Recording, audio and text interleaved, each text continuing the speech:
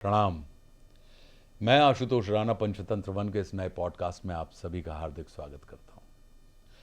श्रीमद् भगवद गीता का तीसरा अध्याय, जिसे कर्मयोग कहा जाता है, जीवन को एक गहरी दृष्टि देता है। यह हमें बताता है कि कर्म करना ही जीवन का स्वभाव है। मनुष्य क्षण भर भी बिना कर्म किए नहीं रह सकता। सांस लेना, सोचना, चलना, बोलना, ये सब कर्म ही है। इसलिए सवाल ये नहीं है कि हमें कर्म करना चाहिए या नहीं करना चाहिए। सवाल ये है कि हम उसे किस भावना से करें। कृष्ण अर्जुन से कहते हैं कि श्रेष्ठ पुरुष जो आचरण करता है वही समाज का मानक बनता है। उसके व्यवहार को देखकर ही लोग सीखते हैं। इसलिए हर जिम्मेदार इंसान का कर्तव्य है कि वो केवल अपने लिए नहीं बल्कि समाज और आने वाली पीढ़ियों के लिए कर्म करे। इस अध्याय में एक और गहरी शिक्षा है। फल की चिंता किए बिना कर्तव्य का पालन करना। कर्म पर हमारा अधिकार है, लेकिन उसके परिणाम पर नहीं। फल की आसक्ति हमें बांधती है, लेकिन जब हम निष्काम भाव से कर्म करते हैं तो वही कर्म योग बन जाता है। तीसरे अध्याय में यह भी स्पष्ट किया गया है कि हर इंसान प्रकृति के गुणों से प्रभावित होता है, सत, रज, तम से। लेकिन ज्ञानी पुरुष वही है जो इन गुणों से ऊपर उठकर कर्म करता है और अपने भीतर की स्वतंत्र आत्मा को पहचानता है। कर्मयोग हमें सिखाता है कि जीवन से पलायन नहीं करना चाहिए, बल्कि जीवन में उतरकर कर्म करना ही हमारी मुक्ति का मार्ग है। यह अध्याय कहता है कि हम जो भी कार्य करें उसे ईश्वर को समर्पित भाव से करें, तभी हमारा जीवन हल्का होगा और कर्म पूजा बन जाएगा। आज के इस पॉडकास्ट में हमारे साथ गीता के अद्भुत ज्ञानी आदरणीय दिनेश कुमार जी हैं। उन्होंने गीता के गूढ़ अध्यायों का वर्षों से अध्ययन किया है और साधना की है। अपने गीता सेशंस के जरिए वे ज्ञान जन जन तक पहुंचा रहे हैं। दिनेश जी मानते हैं कि गीता केवल शास्त्र नहीं है बल्कि जीवन का व्यवहारिक मार्ग है। तो आइए इस पॉडकास्ट के माध्यम से गीता के कर्मयोग अध्याय की शिक्षाओं में हम लोग उतरते हैं और समझते हैं कि कर्म, कर्तव्य, लोक संग्रह और निष्काम भाव का हमारे जीवन में कितना महत्व है। आज की इस चर्चा को बढ़ाएंगे मेरे प्रिय अनुज डॉक्टर प्रवीण तिवारी। आदरणीय दिनेश सर, मैं आशुतोष राणा आपका हार्दिक स्वागत करता हूं और प्रणाम करता हूं। साथ ही आपको धन्यवाद देता हूं कि आपने अपना बहुमूल्य समय हमारे इस मंच को प्रदान किया। क्या अध्याय 3 इतना महत्वपूर्ण है कि उसमें पूरी गीता समाहित है? पहले तो ये बताएं इसका महत्व क्या। हम अध्याय 2, अध्याय 3 के विषय में बहुत सुनते हैं। ये भी कहते हैं कुछ जानकार कि अध्याय 3 में अगर अर्जुन को बात समझ में आ जाती, हटी नहीं होते, तो आगे के अध्यायों की आवश्यकता ही नहीं पड़ती।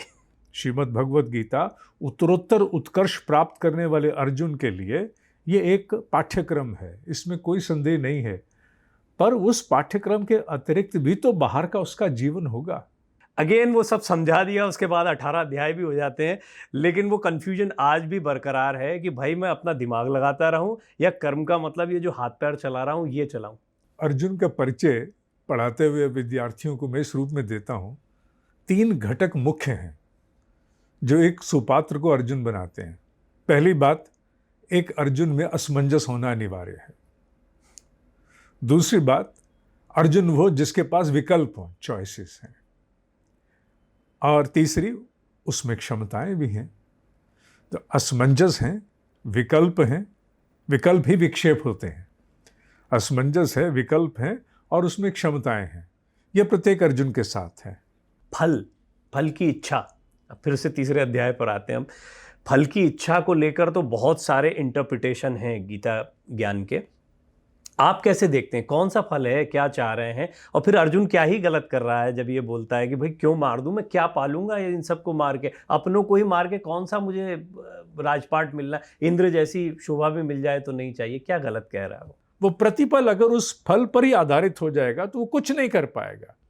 बड़े से बड़े लोग जो आज अपने माध्यम से बड़ी बड़ी रचनाओं की संभावनाएं बने हैं, क्षेत्र चाहे व्यापार का हो, क्षेत्र चाहे साहित्य का हो, क्षेत्र युद्ध में पराक्रम का हो, चाहे हम परमवीर चक्र विजेता योगेंद्र सिंह यादव, उनका उदाहरण मैंने पीछे भी कार्यक्रम में दिया, उनका दूं।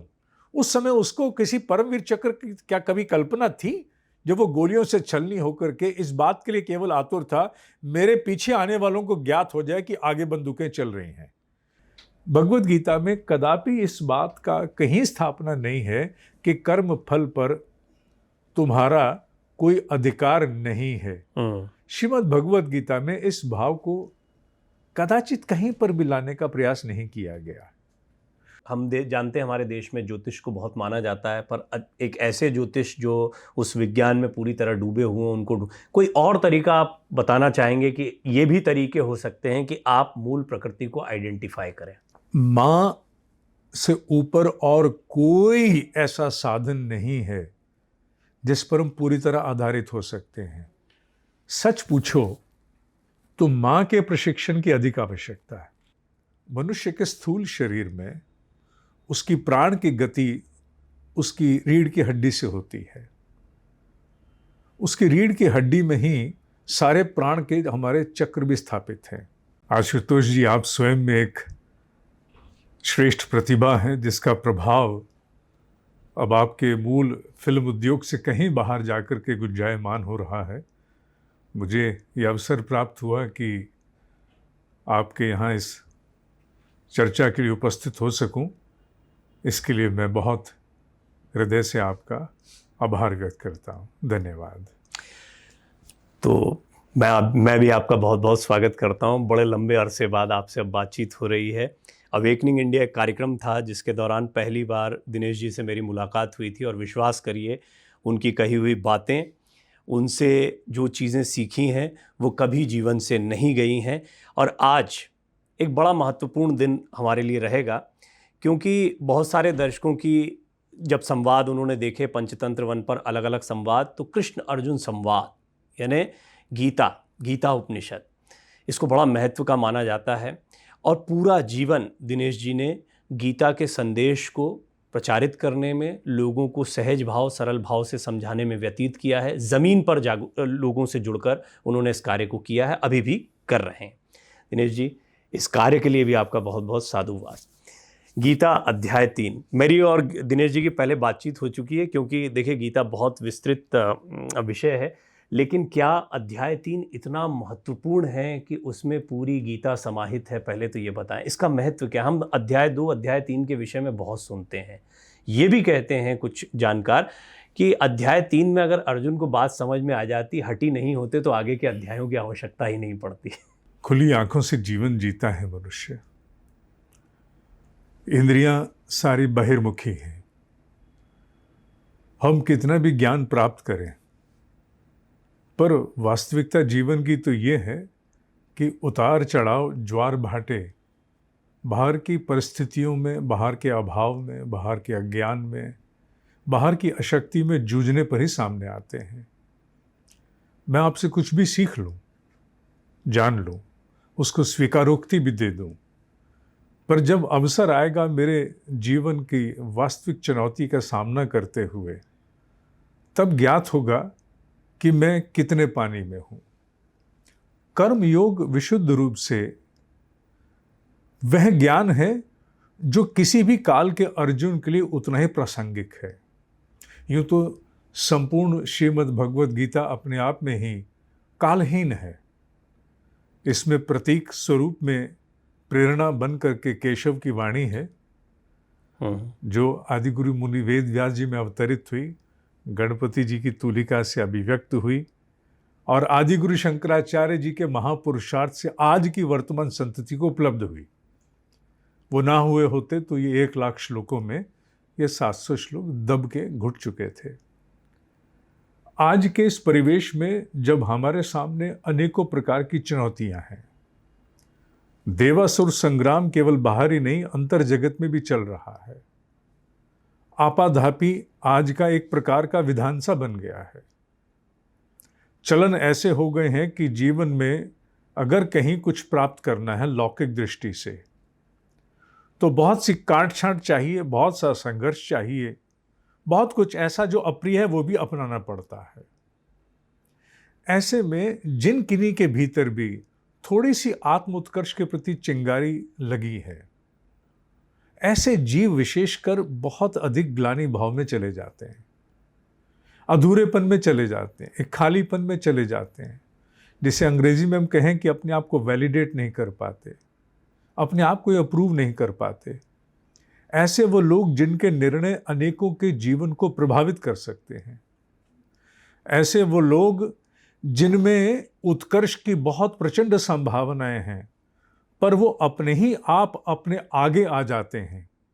उन लोगों के लिए ये कर्म योग लाखों वर्ष पूर्व जिस प्रकार से प्रसंग रखता था, उतना ही आज और आने वाले काल में, जिसकी संभावनाएं चाहे अनंत काल की कही जाए, तब भी उतना ही प्रासंगिक रहने वाला है। खुली आंखों से किए जाने वाले व्यवहार के अंतर्गत किस प्रकार की दृष्टि जीव की हो कि संग्राम से एक कदम भी पीछे न हटें, क्योंकि कई बार प्रपंच भी तो धर्म बन जाता है, छल भी सत्य की रक्षा के लिए अनिवार्य हो जाता है। तो ऐसे में अपने आप को ग्लानि मुक्त रखते हुए, अक्षुण्ण बनाते हुए किस प्रकार आत्मोत्कर्ष की यात्रा में हम अग्रसर रहें, सामान्य कर्म किस प्रकार योग स्तर तक ले जाकर ससीम को असीम से गूंथ सके, यह ज्ञान कर्म योग के अंतर्गत निहित है। और यह विवशता बनकर के संभवतः उस कालहीन प्रेरणा में इस स्वरूप में अवतरित हुई कि उन्हें एक अध्याय तक सीमित ना करके इसकी छाप को उन्हें आने वाले अनेक अध्याय तक साथ में ढोना पड़ा। मैं शब्द ढोना पड़ा, विवश हो गए, क्योंकि उन्होंने देखा कि काल आने वाले समय में जब बदलेगा, मनुष्य को और अधिक स्तरों पर बहिर्मुखी होना होगा। ये ठीक है कि मनुष्य रूपी प्रयोगशाला में, ये चेतना की प्रयोगशाला का एक पाठ्यक्रम है। श्रीमद् भगवत गीता उत्तरोत्तर उत्कर्ष प्राप्त करने वाले अर्जुन के लिए ये एक पाठ्यक्रम है, इसमें कोई संदेह नहीं है। पर उस पाठ्यक्रम के अतिरिक्त भी तो बाहर का उसका जीवन होगा, जिसमें नाना प्रकार की उसको चुनौतियों का सामना अपने स्वजनों के स्वरूप में ही नहीं। सबसे बड़े स्वजन कौन है? सबसे बड़े स्वजन तो वो सारे के सारे विषय हैं जिनके प्रति हमारी आसक्तियां हैं, जो हमारे ही भीतर निहित हैं। उन सब को किस प्रकार से हम मारेंगे? अपने भीतर के अभ्यास को कैसे बदलेंगे? हम छोटे से छोटा संकल्प का निर्वाह कर पाने में हम लोग मर जाते हैं, मृत्यु हो जाती। शरीर की जब होगी तब होगी, पर मन से तो हम मरे रहते हैं। नाना प्रकार के छोटे छोटे संकल्प उठाते हैं, रिजॉल्व, उन्हें पूरा नहीं कर पाते हैं। क्यों? क्योंकि अपने स्वजनों को मारने से बचते हैं। उन स्वजनों का स्वरूप केवल रिश्ते नातों के रूप में बाहर नहीं देखना, अपने भीतर भी देखना है। तो आज के अर्जुन के लिए कर्म योग का महत्व उतना अधिक है जितना संभवतः कभी सतयुग में रहा होगा कि नहीं, मैं नहीं जानता। आज का अर्जुन भी शायद ज़्यादा कंफ्यूज है। उस समय तो था ही कंफ्यूज, इसलिए इतना सब कुछ हुआ। उस समय भी तीसरे अध्याय में पहुंचते पहुंचते दूसरे अध्याय का कंफ्यूजन अर्जुन रखते हैं। कहते हैं आप ज्ञान की भी बात करते हैं, आप कर्म की भी बात करते हैं। भाई ज्ञान अगर अच्छा है, बुद्धि को आप इतनी प्राथमिकता देते हैं, तो फिर मुझे सन्यासी होने दीजिए, मुझे क्यों इसमें कर्म में ढकेल रहे हैं? अगेन वो सब समझा दिया, उसके बाद 18 अध्याय भी हो जाते हैं, लेकिन वो कन्फ्यूजन आज भी बरकरार है कि भाई मैं अपना दिमाग लगाता रहूं या कर्म का मतलब ये जो हाथ पैर चला रहा हूं ये चलाऊं। अर्जुन का परिचय पढ़ाते हुए विद्यार्थियों को मैं इस रूप में देता हूं। 3 घटक मुख्य हैं जो एक सुपात्र को अर्जुन बनाते हैं। पहली बात, एक अर्जुन में असमंजस होना अनिवार्य है। दूसरी बात, अर्जुन वो जिसके पास विकल्प हो, चॉइसेस हैं। और तीसरी, उसमें क्षमताएं भी हैं। तो असमंजस हैं, विकल्प हैं, विकल्प ही विक्षेप होते हैं। असमंजस है, विकल्प है और उसमें क्षमताएं हैं। यह प्रत्येक अर्जुन के साथ है। सामान्यतः वर्तमान काल में अगर हम किसी भी कर्म को करने के अगर 3 चरण स्थापित करें, हम कहते हैं ज्ञान शक्ति, इच्छा शक्ति, कर्म शक्ति। आज क्या है? आज ये है इच्छा जागती है। मैं आपके जो भाव को आगे बढ़ा रहा हूं। आज ये है कि इच्छा जागती है और कर्म उसी समय त्वरित स्तर पर पूर्ण कर दिया जाता है, इंस्टेंटली कर दिया जाता है। ज्ञान तो हम कहते हैं कि हम सीखेंगे, लेट अस बी लर्निंग। बहुत सी बार उठेंगे, गिरेंगे, तब सीखेंगे। धीरे धीरे कोई आकर के फिर ये समझाता है कि नहीं, एक काम करो, इच्छा शक्ति प्रबल रखो, whatever you want to do, पर बीच में ज्ञान भी ले आओ ना, जानकारी भी होनी चाहिए, उसके बाद करना आरंभ करो, ये ज्यादा अच्छा है। भगवान कृष्ण ने दूसरे अध्याय के उपरांत कर्म योग को लाने का तात्पर्य सबसे बड़ा क्यों रखा? वो ज्ञान योग है ना।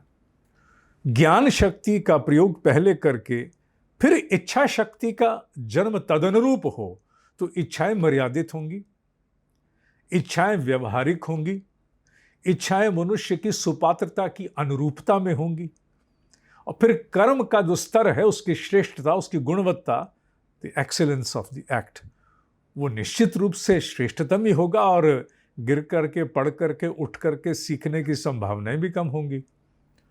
तो भगवान कृष्ण ने अपने पाठ्यक्रम में ज्ञान को महत्व दिया, इसलिए नहीं कि ज्ञान अपने आप में पूर्ण है, ज्ञान इसलिए दिया क्योंकि बोध के उपरांत अपनी कामनाओं को, तृष्णाओं को, अपने संकल्पों को जन्म देंगे तो अधिक व्यवहारिक होंगे। देखा देखी, आपाधापी में ओढ़े हुए स्वरूप के संकल्प कभी निपटे नहीं हैं। आज ओढ़े जाते हैं, कल उतर जाते हैं। क्यों? क्योंकि वो हमारा अपना आपा वो नहीं है जो हमने ओढ़ लिया। तो ज्ञान का महत्व मनुष्य को वो सबलता प्रदान करना है कि वो ठीक स्वरूप में कामना कर सके। कामना करना एक प्रशिक्षण है। अभी तो हम कामनाएं करते हैं केवल उस नैसर्गिक आधार पर जो हमारे भीतर आहार, निद्रा, मैथुन इत्यादि के स्वरूप में गूंथ करके आया है जी। वही हमारी कामनाओं को जन्म देता है। उसी के अनुरूप टूटे हुए, सूखे हुए पत्ते की भांति स्थितियों के हाथ हम बलि चढ़ते हुए इधर उधर पटक दिए जाते हैं। अब आप बोध करो कि अगर ये प्रशिक्षण बहुत छोटी अवस्था में दे दिया जाए कि सबसे पहले तुम्हें बोध अपने आप का हो, अपने आपे का बोध हो, चारों ओर परख लो। कामनाएं तो महाशनय है। महाशनय शब्द बड़ा सुंदर शब्द है। कभी न बुझने वाली ऐसी अग्नि जिसे बुझाया नहीं जा सकता। इसी अध्याय में, तीसरे अध्याय में भी ये शब्द आया है। तो कामनाओं को संजोने से पूर्व एक मर्यादित स्वरूप के विवेक का होना अनिवार्य है। वो ज्ञान योग है। ज्ञान योग का तात्पर्य कदापि ये नहीं है कि ज्ञान अपने आप में परिपूर्ण हो गया। Now you sense you know, that's done. Knowing is not enough. Knowing is not enough. जानने से तो बात आरंभ होती है कि अब मैं सबल हूं, कि अब मैं सोचूं मुझे क्या करना है। मैंने अपने आपे को खंगाल लिया, मैंने अपना आपा जान लिया, अब मैंने दिल की रजा जान ली। अब इसके उपरांत अब मैं देखता हूं कि मेरा संकल्प क्या होगा, और फिर उसमें जब उसके उपरांत जब मैं कर्म में प्रवृत्त होऊंगा तो निश्चित है कि पीछे मुड़ के देखने के लिए कारण नहीं बचेंगे। मेरे पीछे एक सबल आधार होगा कि मैंने इस कामना को किस आधार से संजोया है। तो ये स्वरूप भगवत गीता का आता है, जो कर्म योग के प्रथम श्लोक में ही व्यक्त होता है। वो यही तो कहता है कि you are talking about knowledge. अब आप कहते हो कर्म में उतर जा, अब कर्म की बात करना चाहते हो, तो दोनों में से श्रेष्ठ कौन है? श्रेष्ठ है क्या? तो श्रेष्ठ ये नहीं कि मुझे कोई चॉइस है, विकल्प है कि मैं इसको चुनूं या उसको चुनूं। ये तो एक श्रृंखला है कि पहले तुझे बोध हो, अपना बोध हो, स्थिति का बोध हो, परिवेश का बोध हो, उसके उपरांत तू जाकर के फिर आगे अपने संकल्प का निर्णय लेकर के और फिर कर्म में प्रवृत्त हो जा। कहते नहीं है बच्चों को, इसका पहले एप्टीट्यूड जानो, नहीं, इसके मन में क्या है, इसके भीतर अभिरुचियां कैसी हैं, ज्योतिषी को दिखाओ कौन कौन से ग्रह इसमें कौन कौन से गुण को प्रबल करते हैं, और फिर उसके अनुरूप इसे ऑप्शंस इसके समक्ष रखो ताकि ये उनकी अनुकूलता में, उनके प्रकाश में फिर अपने जीवन के किसी एक संकल्प को उसकी अवधारणा कर सके, और फिर उस पर आगे का रोड मैप बनाए कि मुझे आगे अपनी यात्रा गंतव्य तक किस प्रकार से ले जानी है। तो ज्ञान शक्ति, इच्छा शक्ति, कर्म शक्ति, ये एक व्यवस्थित स्वरूप है जिसकी स्थापना श्रीमद् भगवद गीता के अध्याय करते हैं।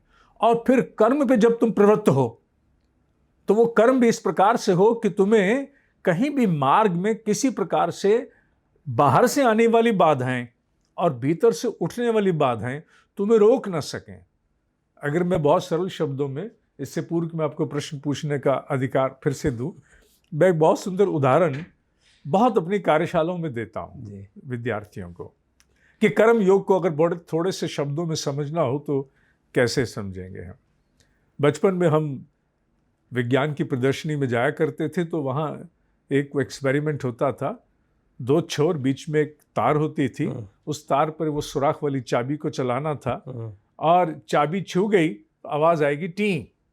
अगर टी नहीं आई और चाबी पार हो गई तो फिर वो सामने वाली चॉकलेट मेरी है। कर्मयोग कुछ इसी प्रकार का है कि जीवन के उतार चढ़ाव में एक ऐसे संतुलन के साथ सजगता को प्रवाहित करना कि यात्रा पूरी हो, टी ना निकले। क्योंकि यात्रा पूरी हो जाएगी, मनुष्य बाहर से आने वाले दुष्प्रभाव और भीतर से जन्म लेने वाले दुष्प्रभाव से अक्षुण्ण बना रहेगा, तो निश्चित जानिए कि वो राजा जनक की भांति संपूर्ण वैभव में रखता हुआ भी अपने कुंडलिनी जागरण की संभावनाओं के मार्ग को प्रशस्त कर देगा। तो ये कर्म योग है जिसमें ज्ञान शक्ति, इच्छा शक्ति और कर्म शक्ति, इनका क्रम है जो उन्होंने बिठाया है दूसरे, तीसरे और आने वाले अध्याय के स्वरूप में। कितना सुंदर एग्जाम्पल दिया आपने। इधर भी सेंसर का इस्तेमाल है, इधर भी सेंसेस का खेल है पूरा का पूरा, जिन विषयों की बात आप कर रहे हैं। लेकिन एक बात और आती है कि जो करता हूं मैं ही करता हूं, मतलब कर्म तो तुम्हारा है ही नहीं। तुम कर्म में जो भी कुछ है वो मेरा किया हुआ है या मैं ही कर रहा हूं। इसको बहुत लोगों ने ऐसे भी समझाया, और या कुतर्की सवाल भी ऐसे आए कि भाई फिर जो गलत करते हैं वो भी तो ईश्वर ही करा रहे होंगे, सब उनकी मर्जी से हो रहा है तो मेरी मर्जी से क्या हो रहा है। इसको इस तरीके से भी ले लिया गया। अगर ये बात इतनी स्थापना से सत्य मान ली जाए तो फिर कृष्ण उठाओ ना गांडीव को, 18 अध्याय का क्यों ऐसे खामखा में पाठ्यक्रम रचते हो? फिर तो अर्जुन को पढ़ाने की आवश्यकता है ही नहीं। आमने सामने आर्सेनल चल रहा है, मिसाइल्स चल रही हैं, और उसके बीचों बीच बिठा करके उसे कौन सा गांडीव उठवाना चाहते हो? पहले तो ये प्रश्न है कि गांडीव है क्या जिसे उठवाना चाहते हो? आपस में रॉकेट फायर हो रहे हैं। आप कल्पना कीजिए कि कहीं संग्राम चल रहा हो और मॉडर्न वॉरफेयर में इस प्रकार के शस्त्रों का आदान प्रदान हो रहा हो, तो ऐसे आयुध चल रहे हों, तो क्या उसमें आप संन्यास योग, भक्ति योग, ज्ञान कर्म संन्यास योग, कर्म योग, विषाद योग, इन बातों का उल्लेख कर पाएंगे? क्या इसकी संभावनाएं होंगी? नहीं होंगी ना। तो जब गांडीव उठाने का दायित्व तो आप पर भी आ सकता है, तो फिर अर्जुन से क्या आशा है? कोई आशा नहीं है ना आपको। क्यों कर रहे हो? उसका कारण केवल एक ही है कि हम एक मूल भाव को नहीं समझ पाए। कृष्ण ने जिस क्रम को रचा है वो सृष्टि के गर्भ में एक यज्ञ की भांति है। ये इसी तीसरे अध्याय में निहित है कि मैंने पूरी सृष्टि को यज्ञ रूपी सिद्धांत पर रच दिया है। यज्ञ आदान प्रदान का है, उस अनकंडीशनैलिटी का है जहां बिना शर्त आपको अपने दायित्व का निर्वाह करना ही होगा, क्योंकि आपका पूरक कोई पीछे बैठा है। श्रृंखला में एक कड़ी हैं हम। अपने आप में वो स्वतंत्रता, वो स्वायत्तता नहीं है कि हम कहें कि मैं कुछ नहीं करता तो भी बहुत कुछ होगा। प्रभाव तो आएंगे ही आएंगे, कुछ ना करने वालों पर भी प्रभाव आते ही हैं। कौन कह सकता है कि मैं कुछ नहीं कर रहा, मैं तटस्थ बैठा रहा तो भी प्रभाव नहीं आए? संस्कृतियां निपट गई तटस्थ बैठने वालों की। तो अकर्मण्यता इस बात से कहीं परिचय नहीं देती कि आप अक्षुण्ण रहेंगे। आपको तो सृष्टि के प्रभाव में आना ही पड़ेगा। अतः भाव यह लेना चाहिए कि भगवान की जो वाणी है, जो उनकी स्फुरना प्रेरणा है, वो ये कह रही कि मैंने एक चक्र रचा है। I have devised an operating system for you, जिसमें क्रिया की प्रतिक्रिया है, जिसमें विकल्पों के आधार तुमसे मैंने पूरित कर दिया है। अब उसके अनुरूप तुम्हें चलना है। इसका तात्पर्य यह कदापि नहीं है कि अगर मैं सब कुछ कर रहा हूं तो मुझे अपना अंश तुम में डालकर रखने की आवश्यकता नहीं थी, फिर तो सब कुछ मैं ही करता। राम ने जिसे रचा है वो एक ऑपरेटिंग सिस्टम है, ना कि वो कोई ऐसी बाध्यता है कि मुझे पशु के स्तर पर केवल झेलते हुए आगे बढ़ना है। ये बहुत गलत हम उसका विश्लेषण करते हैं। We misinterpret it in a very different manner. It is misconstrued generally. ये इस प्रकार से नहीं होना चाहिए। अन्यथा तो मनुष्य से आशाएं क्यों? कोई आशाएं नहीं होनी चाहिए। अन्यथा श्राप और वरदान, जहां से ज्ञान निश्रित हुआ वहां श्राप वरदान का भी स्थान नहीं होना चाहिए। वहां फिर ध्यान जैसी पद्धतियों के हस्तक्षेप की आवश्यकता भी नहीं होनी चाहिए।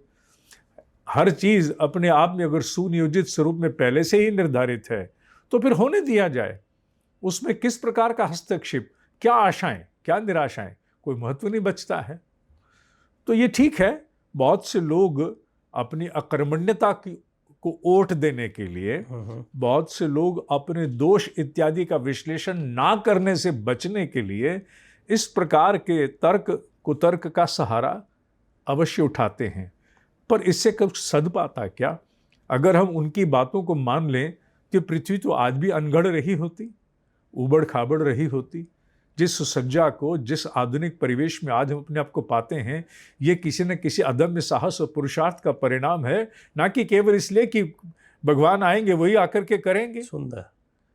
तो हमें सबसे पहले ये समझना है कि भगवान नक्की करें कौन है, फिर हम ये नक्की करें कौन सा गांडीव उठवाना चाहता है। अगर गांडीव का मर्म अगर हम समझ जाएं तो संभवतः हम कभी भी ऐसे प्रश्न नहीं करेंगे, ना ही इस प्रकार की हम विवेचना करेंगे जहां पर हम सब कुछ उस पर डालकर अपने आप को मुक्त करना चाहें। और गांडीव का स्वरूप अगर मैं कहूं, हालांकि विवेचना का वह स्वरूप मैं यहां लेने के लिए नहीं आया हूं, ना मैं लेने वाला हूं, पर हाँ, पर मैं चाहता हूं, मेरा अगला सवाल ये था, मैं चाह रहा था कि आपकी तरफ से ही आ जाए, अन्यथा मैं इसको कि गांडीव, क्योंकि आपने 2 बार कहा है, गांडीव का क्या अर्थ आप समझाना चाहेंगे, या क्या समझे हम कृष्ण की भाषा में? कौन सा गांडीव उठवाना चाह रहे हैं अर्जुन से, कौन सा आज का युग? मनुष्य के स्थूल शरीर में उसकी प्राण की गति उसकी रीढ़ की हड्डी से होती है। उसकी रीढ़ की हड्डी में ही सारे प्राण के हमारे चक्र भी स्थापित हैं, जिन्हें हम आगे की ओर दिखाते हैं। वस्तुतः कोई भी चक्र आगे नहीं है, हम आगे नाभि में यहाँ इस प्रकार दिखाते हैं, चित्रों में जो दिखाया है, चित्रों में यहाँ तक दिखाते हैं। मैं इसकी बात नहीं कर रहा हूँ, आज्ञा चक्र का उल्लेख नहीं कर रहा हूँ। यहाँ तक जितने 5 मूल चक्र हैं नीचे के, पंचभूतों पर आधारित, वो सारे हमारी बैकबोन में, हमारी रीढ़ की हड्डी में है। बिना रीढ़ की हड्डी उठाए हुए प्राण ऊर्ध्वगामी नहीं हो सकता है। इसीलिए साधनाओं में या जीवट में भी जब कहते हैं कि अब कमर कस लो, तो उसका तात्पर्य यही है कि अपने आप को सीधा कर लो, सतेज कर लो, सजग बना लो। सतत सम्यक जागरूकता का प्रतीक है सीधी कमर, बैकबोन पूरी सीधी रहे। तो वह गांडीव जब जब मनुष्य छोड़ता है तो मनुष्य बड़े बड़े महत्वपूर्ण संकल्पों को उनकी अवधारणा करने से पीछे हटता है, झुक जाता है। चाहे सामने की स्थितियों के सामने झुक जाए, परिवेश के समक्ष झुक जाए, अपने आपे के समक्ष झुक जाए। और गांडीव उठाना अर्थात अपने दायित्व के लिए अपने आप को उठाना, अपने आप को तत्पर करना, अपने आप को उपलब्ध उपस्थित कराना, ये गांडीव उठाना है। और वो किसी काल में भी मनुष्य के जितने भी दायित्व होंगे, जितनी भी स्थितियों में उससे आशाएं की जाएंगी, उसके लिए जहां जहां गांडीव झुकेगा वहां वहां हम देखेंगे कि अराजकता होगी, अकर्मण्यता का राज हो जाएगा, वहां वहां दुशासन आएगा। क्योंकि हमने दुर्योधन को गांडीव रख करके अवसर दे दिया अपनी मनमानी करो। दुर्योधन जिसका ऑब्जेक्टिव, जिसका लक्ष्य उद्देश्य बुरा है, तो वहां पर शासन सुशासन तो नहीं होगा, दुशासन ही तो होगा ना।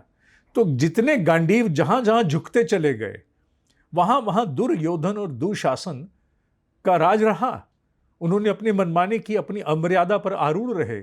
और जहां जहां गांडीव उठे, प्रतिकार के लिए सामने आए, मर्यादित स्वरूप में अपने आप को उन्होंने उपस्थित किया, वहां वहां दुर्योधन और दुशासन फिर अपनी मनमानी नहीं चला पाए। तो ये वो गांडीव है जो कालहीन प्रेरणा, कालहीन अर्जुन से उठवाना चाहती है, उसे प्रेरित करती है कि तेरे गांडीव उठाए बिना कुछ होने वाला नहीं है। जहां वो ये कहते हैं मैंने इन सबको मार रखा है, बीच बीच में बात आती है, क्रम यही है कि मैंने इस सृष्टि के संतुलन के लिए व्यवस्था बनाई है कि जहां कहीं भी अराजकता होगी, जब कोई मर्यादित स्वरूप में पुरुषार्थ करने के लिए स्वयं को उपस्थित करेगा तो इन अमर्यादाओं का नाश होकर के रहेगा।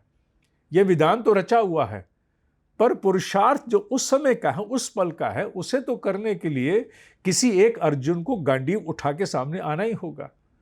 तो गांडीव हमारा जीवट है, गांडीव हमारी जिजीविषा है, गांडीव हमारा वह प्राण है जो संकल्पित स्वरूप में उपस्थित है कि हाँ, मैं सामने की स्थितियों की चुनौती देते हुए मैं अपने आप को उपस्थित करता हूं। ये वो गांडीव है जिसे उठाने के लिए वो अनेकों प्रकार से अर्जुन को तैयार करते जा रहे हैं। उत्तरोत्तर जो उत्कर्ष के लिए प्रगति का जो आयाम संजोया है, वो इसी चुनौती का सामना करने के लिए उसे संजोया उन्होंने। कर्म के बिना कोई रह ही नहीं सकता, ये भी कहा गया है। मैंने कर्म तो करना ही अनिवार्यता, कर्म की अनिवार्यता भी यहाँ पर बताई गई है। आपने दायित्व शब्द का इस्तेमाल भी किया है। अब कर्म की अनिवार्यता भी है, कौन सा कर्म सुकर्म है या अकर्म, आप किसको कह रहे हैं वो कैसे समझे? जब कर्म के बिना किसी को रहना ही नहीं है, कर्म प्रकृति प्रदत्त ही है, ये भी गीता ही कह रही है, तो फिर हम कैसे ये माने कि कोई भी कर्म के, जब कर्म के बिना कोई है नहीं, तो कौन सा कर्म ऐसा है जिसको अकर्म माना जा रहा है कि वो कर्महीन है? हम अकर्म न कह के कुकर्म कहें। ठीक है, वो ज़्यादा उपयुक्त रहेगा। जी जी। ऐसा है कि उपनिषदों ने गाया है कि मनुष्य के जीवन का उद्देश्य क्या है, क्यों मनुष्य अवतरित होता है। उपनिषद कहता है कि आत्मानो मोक्षार्थ जगत हिताय च।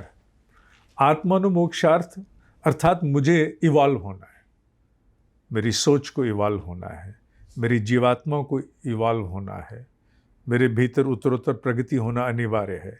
पर होगी कैसे? कोई भी प्रयोग करने के लिए लेबोरेटरी चाहिए, अवसर चाहिए, माध्यम चाहिए। तो जगत हिताय च वो अवसर है जिसके माध्यम से ये आत्मानुमोक्षात क्रियाशील होगा। तो आत्मानुमोक्षात जगत हिताय च, कोई भी कर्म जो मुझे इवॉल्व करता है जगत हिताय च के माध्यम से, वो मेरे लिए कर्तव्य है, वो मेरा दायित्व है। रेस्ट आर ऑल डिटेल्स, बाकी तो विवरण है।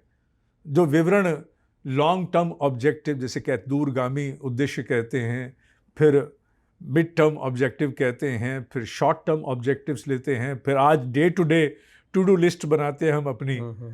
टू डू लिस्ट से ही भगवत गीता आरंभ हुई है। जो पहला श्लोक जो है, जो सबसे बड़ा सौंदर्य भगवत गीता का यही है कि पहला श्लोक उन्होंने किसको दिया?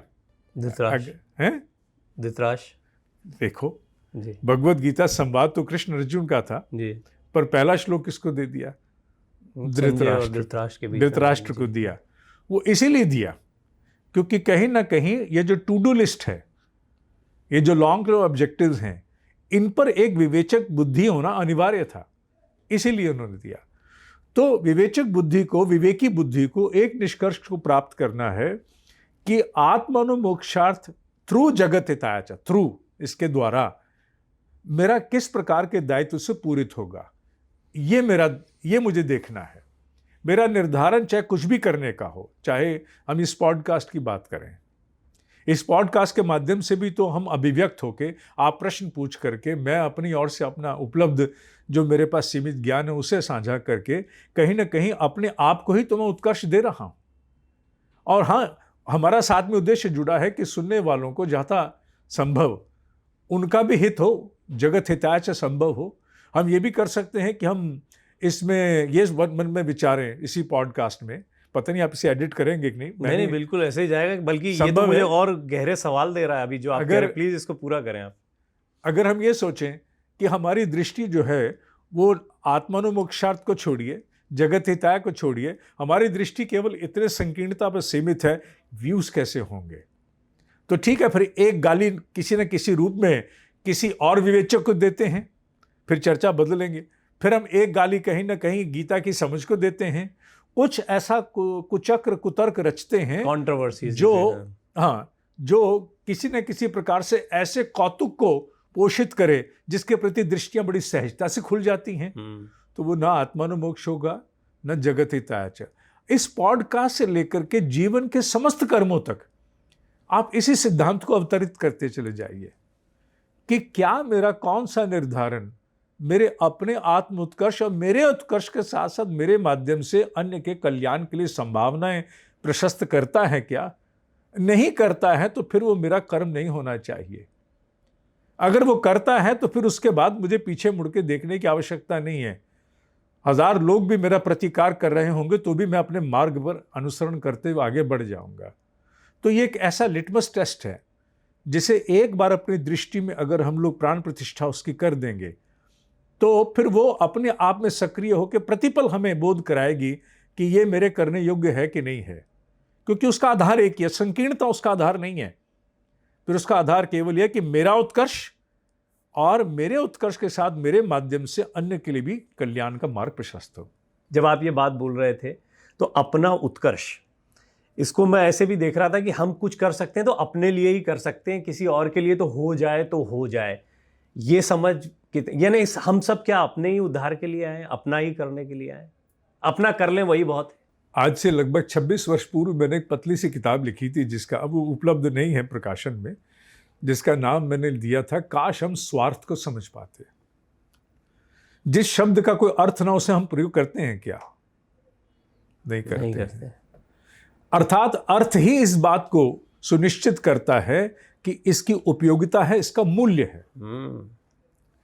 बिना किसी अर्थ के निरर्थक स्वरूप से कोई मूल्य नहीं है, कोई अस्तित्व नहीं है। स्व का अर्थ साधे बिना, स्व का अर्थ जागृत किए बिना, स्वयं को अर्थपूर्ण बनाए बिना मनुष्य निरर्थक है, निकम्मा है।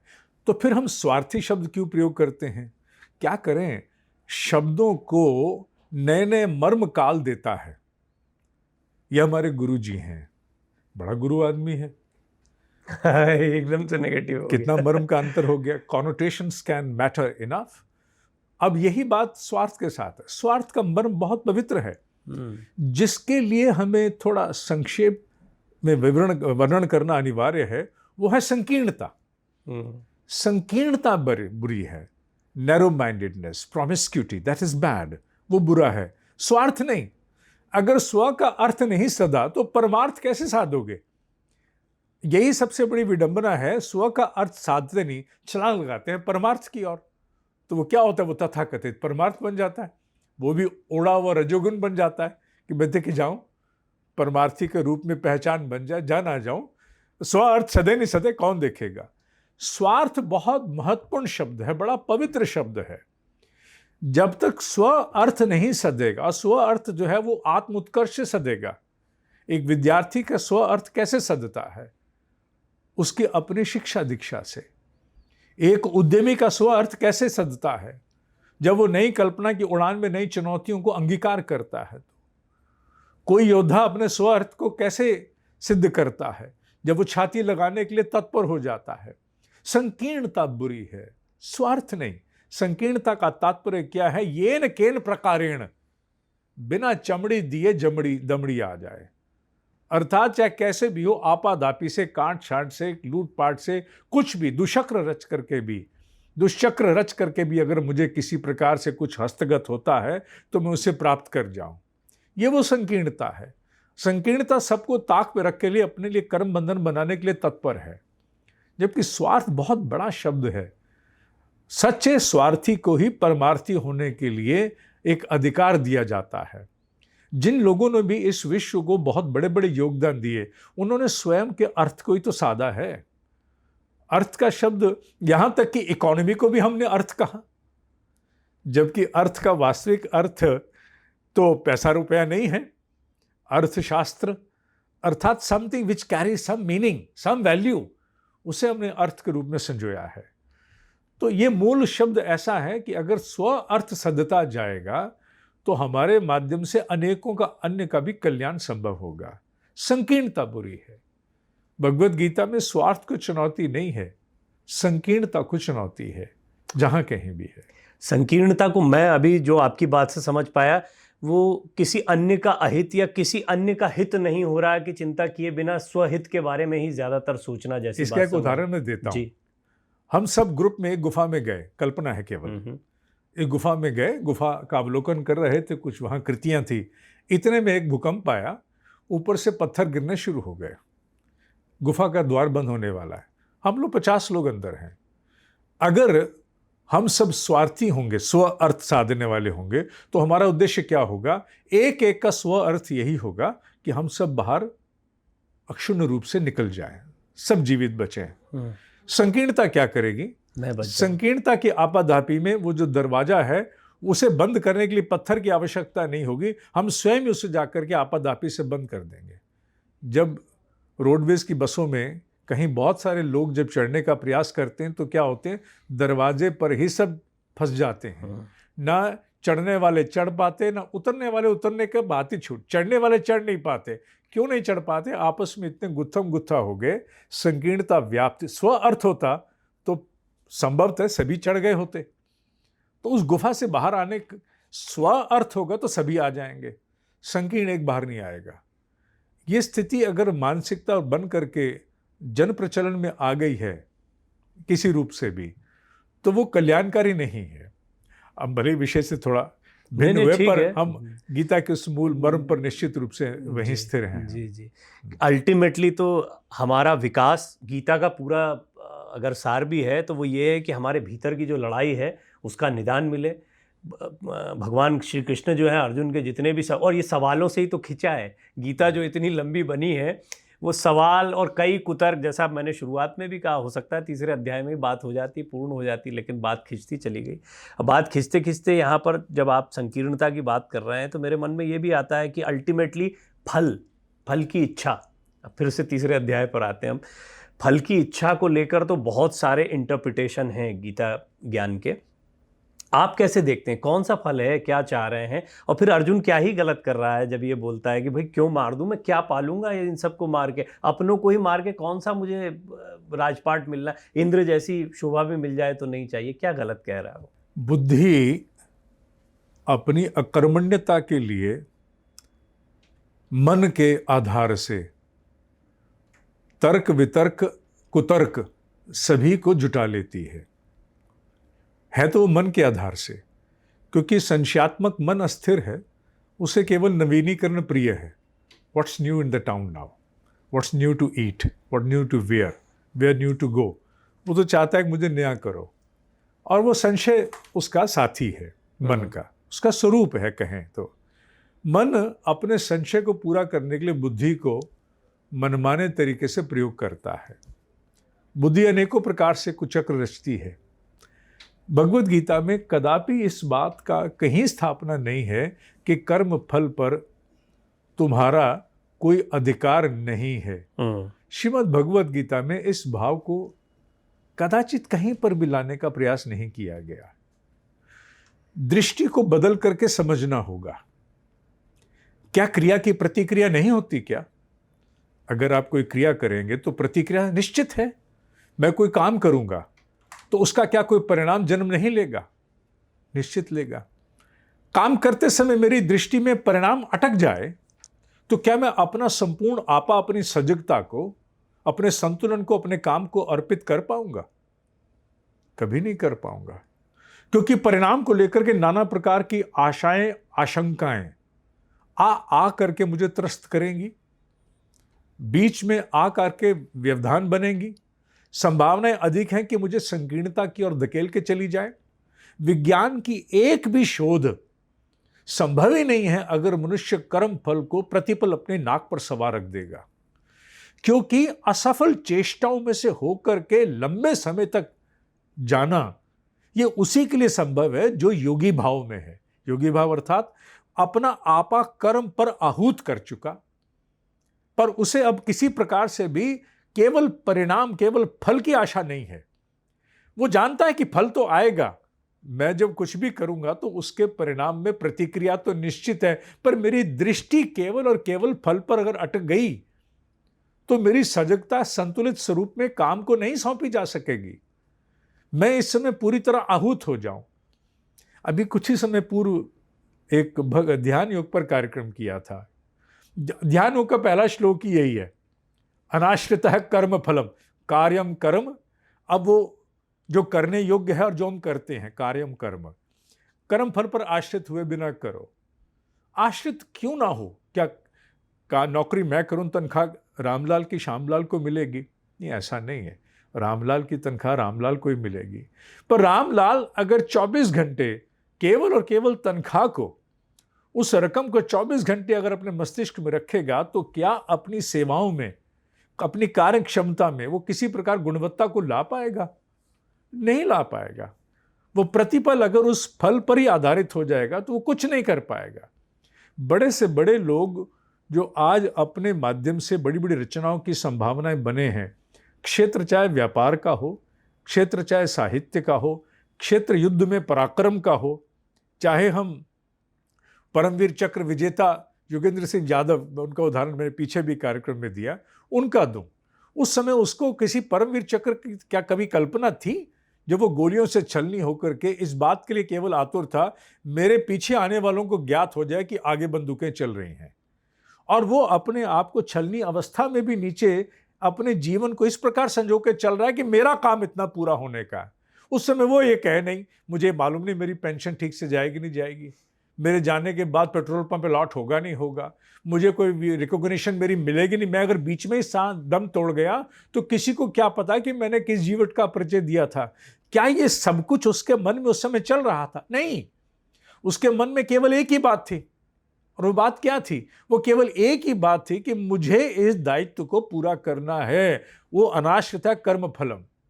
और यही बात उस पर भी आती है जिस व्यक्ति ने भारत की स्पेस टेक्नोलॉजी में अपने मान सम्मान अपमान को भी शिरोधार्य किया। अगर वो केवल कर्म फल को ही रखता, क्या उसके माध्यम से इतनी बड़ी संभावना हो सकती थी? आज तो उस पर फिल्म बन गई, कभी नहीं हो सकती थी। तो मनुष्य जब इस संकीर्णता को व्याप्त होता है कि मैं इसका इंटरप्रिटेशन विवेचना यूं करूं कि मुझे फल पर अधिकार नहीं है, तुम्हें फल पर अधिकार है क्योंकि क्रिया की प्रतिक्रिया तो सिद्ध है। ईश्वर का आधार यही सृष्टि का कि एक व्यक्ति कुछ भी करेगा उसका परिणाम निकलेगा। तितली भी पंख फड़ाएगी तो कहीं ना कहीं स्टॉर्म आएगा, जिसे बटरफ्लाई इफेक्ट हम लोग कहते हैं, चाहे वो हाइपोथेसिस हो, पर आधार कुछ है, क्रिया की प्रतिक्रिया। तो क्रिया की प्रतिक्रिया को काटने का कार्य हम करते हैं जब हम कहते हैं कि कर्म फल पर तुम्हारा अधिकार नहीं है। कर्म फल पर अधिकार है, पर इस समय जिस अर्जुन से आशा है वो केवल इतनी है कि अपना स्वयं का पूरी सजगता को, पूरे समर्पण को आहूत करो हाथ के काम पर, जैसे ऐसी गुणवत्ता उभरे कि परिणाम कई गुना आकर के तुम्हारे सामने स्वयं उपस्थित हो जाए। अभी आशुतोष जी ने ही जिस रूप में इस कार्यक्रम को आगे बढ़ाया वो स्वयं प्रतिभा है, आप प्रतिभा है। तो क्या जब भी कभी वो अपने आप को किसी भी कार्यक्रम में आहूत करते होंगे या आप करते हैं तो उस समय आपको फल थोड़ी दिख रहा होता है। उस समय तो आपका आपा विलय हो जाता, अभेद की अवस्था में चला जाता, अद्वैत में चले जाते हो। आप और आपका उस कार्यक्रम का उद्देश्य अद्वैत हो जाता है। तभी तो वो संभावनाएं जागृत होती हैं कि आपको पुरस्कार स्वरूप लोगों का प्यार मिलता है, सम्मान मिलता है, तभी संभव होता है। और यही अगर आपको केवल इतना याद रहे कि इससे मिलने वाला पारितोषिक इतना है, उतना ही बार हम रह जाएं, तो क्या हम अपना आपा न्यौछावर कर पाएंगे? नहीं कर पाएंगे। ये वो विवेचना है जो आज के वर्तमान काल के अर्जुन को स्वयं को देनी है। अगर वो चाहता है कि मेरे माध्यम से बड़ी रचनाएं हों, मेरे माध्यम से बड़ी संभावनाएं जन्म लें, मैं जनक की भांति नई संस्कृति का जनक बन के जाऊं, तो फिर उसे अपना आपा काम को देना है। क्रिया की प्रतिक्रिया तो होगी ही, उसे तुम भी नहीं रोक सकते। आपने दो बातें कही जो मेरे मन में बड़ी देर से चल भी रही थी, उसका कुछ कुछ जवाब भी आ गया। निष्काम कर्म पर मैं बात करना चाह रहा था, और करने योग्य कर्म। अब जितनी भी बातें आपने कही है, इसको एक व्यवसायी अपने काम में आजमाएगा, हो सकता है और भी कोई आदमी जिसके करने योग्य या न करने योग्य कर्म की परिभाषाएं शायद अलग अलग लोगों के दृष्टिकोण में अलग अलग हो, उस तरीके से देखी जाएंगी। कौन अपने कार्य में अपने आप को झोंक दे रहा है, ये बात तो समझ में आती है, लेकिन वो जिस कार्य में झोंक रहा है वो कार्य कितना सही है, कैसे साबित होगा? इसका आधार सीधा सा है, मेरे जिस कार्य से जगत हिताच नहीं हो रहा वो मेरे कर्म बंधन बांधेगा, मेरे अकल्याण का स्रोत बन रहा है वो। इसका सबसे बड़ा इतना ही परिचय पर्याप्त है। क्या मेरे करने से कोई जगत हित, am I contributing in one और द अदर वे? क्या मैं हानि तो नहीं कर रहा हूं? मेरे कुछ भी करने से, मेरी सोच से, मेरी धारणाओं से, मेरी प्रतिक्रियाओं से कहीं अहित तो नहीं हो रहा है? अगर अहित हो रहा है तो मेरे करने योग्य नहीं है, भले उसमें कितनी भी सफलता मुझे मिल रही हो। वो स्वधर्म और परधर्म, वो जो बात आती है निधनम वाली, कि अपने धर्म में मर जाना, पर धर्म में सफलता प्राप्त कर जाना इत्यादि, वो सारा इसी पर तो आधारित है। स्वधर्म का तात्पर्य क्या है? अपनी क्षमताओं को लेकर के जितनी मेरी क्षमताएं हैं, चाहे वो मेरे अनुभव की क्षमता हो, मेरी शैक्षिक क्षमता हो, मेरी वृत्तियों की क्षमता हो, उसकी अनुरूपता में मैं वो काम करूं जिससे मेरे से सबसे श्रेष्ठतम गुणवत्ता का कार्य संपादित हो, लोगों का कल्याण हो। ना कि ये कि मैं 5 साल की इंजीनियरिंग के बाद भी मार्केटिंग का बैग उठा लूं, केवल इसलिए क्योंकि मैंने इंजीनियरिंग में देखा स्कोप कम है तो मैंने कुछ और अपना लिया। ये मैं उदाहरण इसलिए दे रहा हूँ क्योंकि सामान्यतः आप चाहेंगे तो बाद में एडिट करना हो तो कर लीजिएगा। नहीं नहीं, बिल्कुल कुछ एडिट नहीं होगा पर ये सुन के कई लोग इसमें कंफ्यूजन होगा, इसलिए आप थोड़ा सा हाँ इसको और विस्तारित करें इस बात को। क्योंकि अगर किसी व्यक्ति ने अपने आप को 5 साल लगा के इंजीनियर बनाया है तो उसने इस बात के लिए अपने आप को 5 साल दिए, अब उसके मन में केवल एम्प्लॉयबिलिटी ही था। अब ये भी है कि संस्कृति बड़ी असुरक्षित हो चुकी है, बहुत से लोग केवल असुरक्षा की दृष्टि से ही भविष्य को की रचना करते हैं कि मेरा भविष्य कैसा हो, उसके विषय में जितनी भी उनकी प्लानिंग है वो असुरक्षा से प्रेरित अधिक होती है। अगर असुरक्षा से प्रेरित नहीं है और उस अर्जुन ने अपनी मूल चॉइस को सक्रिय करते हुए इंजीनियरिंग किया, एक उदाहरण है, ये किसी अन्य विद्या में हो सकता है, ये आवश्यक नहीं हो सकता है कॉमर्स में हो सकता है कोई ज्योग्राफी ऑनर्स करके कुछ और कर जाए, कोई इकोनॉमिक्स ऑनर्स करके कुछ और कर जाए, तो कल को वो हो सकता है कि उसे एम्प्लॉयबिलिटी के कारण कोई समझौते करने पड़ जाए, पर वो साथ में एक टीस लेकर के जीवन भर रहेगा। मैं ऐसे सैकड़ों लोगों को अपने जीवन में मिल चुका हूँ, अपनी इस आयु तक पहुँचते पहुँचते मैं सैकड़ों लोगों को मिल चुका हूँ जिन्होंने अपनी शैक्षिक योग्यता के बिल्कुल इतर जा करके, विपरीत जा करके और कोई कार्य अपने जिम्मे केवल इसलिए ओढ़ लिया कि इसमें आर्थिक रूप से सफलता मिलेगी।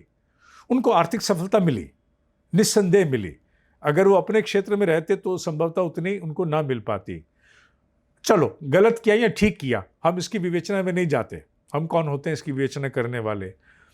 उन सब में टीस है, उन सब में पीड़ा है कि I was a very good mathematician, I should have been a professor of mathematics, मुझे जॉब भी मिल रहा था, पर मेरे घर की एक इंडस्ट्री थी जिसे चलाने के लिए बाध्य होकर के मेरे को लाया गया, और आज भी मेरे अंदर वो टीस है कि मैं मैथमेटिशियन बन के अगर बच्चों को पढ़ा रहा होता तो जीवन का संभवतः मैं वो आनंद अपने लिए अर्जित करता जो अन्यथा मैं वो आज वो सब कुछ करके भी नहीं प्राप्त कर पा रहा हूं।